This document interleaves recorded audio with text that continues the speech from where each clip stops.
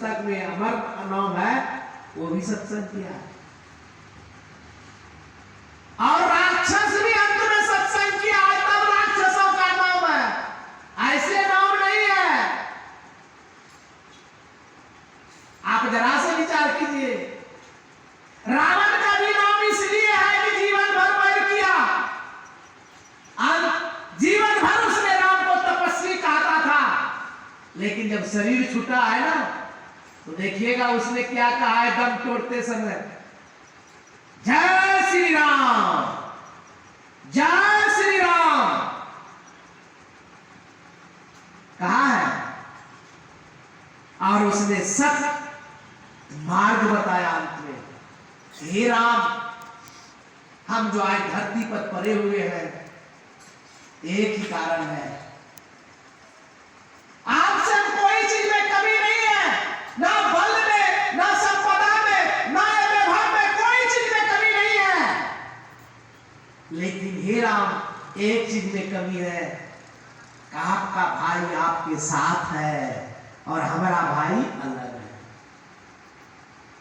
यानी भाई के अलग होने के कारण आज मैं धरती पर पड़ा हुआ हूं, और हे राम, आपका भाई आपके साथ है, इसलिए आप विजयी है, इसलिए आप विजयी है। इसलिए गोस्वामी जी को लिखना पड़ा, जहां सुमति तहां सत्पति नाना, जहां कुमति तहां विपत्ति निदाना। और ये सब ज्ञान आता है सत्संग से।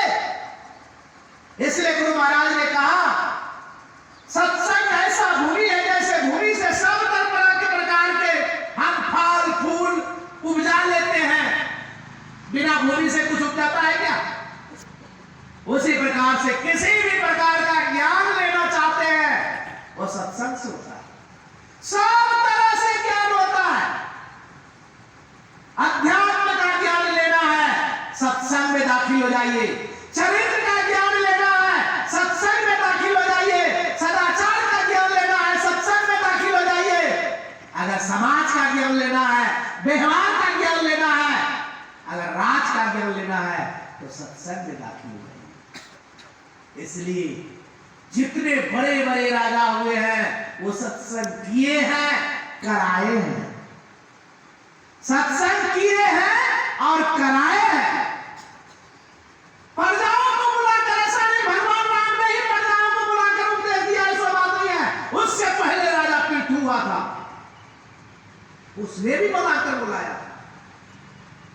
और जिसने सत्संग किया, वही व्यक्ति का जीवन सार्थक हुआ है और उसी ने शांति को प्राप्त किया है। आप लोग भागवत महापुराण में सुने होंगे, राजा चित्रकेतु। राजा चित्रकेतु को बहुत संपत्ति था।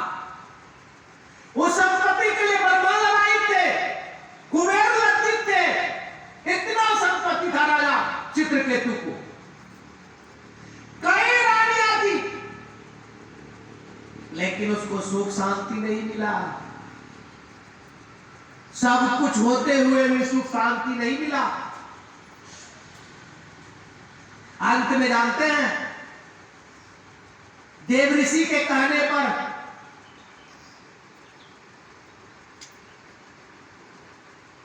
देव ऋषि और अंगिरा ऋषि के कहने पर उसको एक संतान हुआ था। दोनों की कृपा से, अंगिरा ऋषि और देव ऋषि की कृपा से एक संतान हुआ था। और संतान होने के बाद संतान में इतने डूबे, इतने फूलित हो गए और छोटकी रानी को मानते थे और सब रानी का भेला करते थे। और सब रानियों ने ईर्ष्या वश मिल करके उस संतान को मार दिया। अब उसके दुख में राजा चित्रकेतु इतना दुखी हुआ, इतना दुखी हुआ कि कहने की बात नहीं। लास्ट में नारद जी आते हैं, अंगिरा आते हैं समझाने के लिए, लेकिन माने लाख का देवता बात से मानता है, नहीं माना। अंत में योग बल से देव ऋषि ने उसके पुत्र को ला दिया स्वर्ग लोक से। और लाद देने के बाद में कहा, हे वत्स, तुम्हारा पिता देखो कितना तुम्हारे बिना दुखी है, व्याकुल है, बेचैन है। तो उसने क्या जवाब दिया जानते हैं? को पिता को माता कित पिता कित माता। कौन हमारा पिता है, कौन हमारा माता है, और कब का माता है, कब का पिता है, किस जन्म का माता पिता है। हमने बहुत जन्म लिया, बहुत जन्म से तेरा हजारों जन्म लिए हैं, किसका अनगिनत जन्म लिए हैं, किसका पता ही नहीं हम कितना जन्म लिए हैं। किस जन्म का पिता है, किस जन्म का माता है। बताइएगा कि फलने जन्म में तुम्हारा हम माता बने थे, या फलना जन्म में तुम्हारा हम पिता बने थे। इतना जोर से पुत्र ने वो सूक्ष्म शरीर ने डांटा, चित्रकेतु के मन में वैराग हो गया, भगवान विष्णु की आराधना करने लगी। जब भगवान विष्णु ने दर्शन दिया तो जानते हैं वो कुछ नहीं माना। से कबीर बाबा ने कहा ना, का कछु मांगो थीर न रहाई, का कछु मांगो थीर न रहाई, देखियो नैन चलियो जगदाई। ये सब तो गाने वाले हैं, क्या मांगू। तो ऐसे चित्रकेतु कहता है कि प्रभु मेरे पास कुछ है आपकी कृपा से, लेकिन एक चीज नहीं है। का वो क्या नहीं है ना चित्रकेतु का? शांति नहीं, शांति नहीं है, सुख नहीं है। वो शांति वाला सुख नहीं है, और सुख तो है, दुख देने वाला सुख है, विचलित करने वाला सुख है, विचलित करने वाला दुख है, सब कुछ है, लेकिन शाश्वत शांति नहीं है जो सदा एक रस रहने वाला है, एक रस रहने वाला है। जानते हैं भागवत महापुराण पढ़िए, भगवान विष्णु ने नारद को क्या समझाया।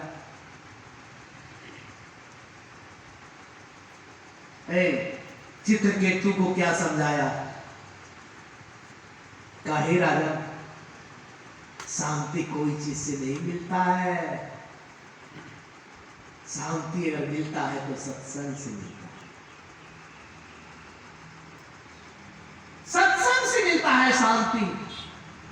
और जिसने सत्संग प्राप्त कर लेता है उसके जीवन में शांति हो जाता है, उसके जीवन को कभी विचलित नहीं कर सकता है, उसके जीवन को कभी झकझोर नहीं कर सकता है। इसलिए आप लोग भजन भी गाए होंगे, सुनते होंगे, जिसको जीवन में मिला सत्संग है तो हर घड़ी, बोलिए जोर से, आनंद ही आनंद है, हर घड़ी आनंद ही आनंद है। किसको?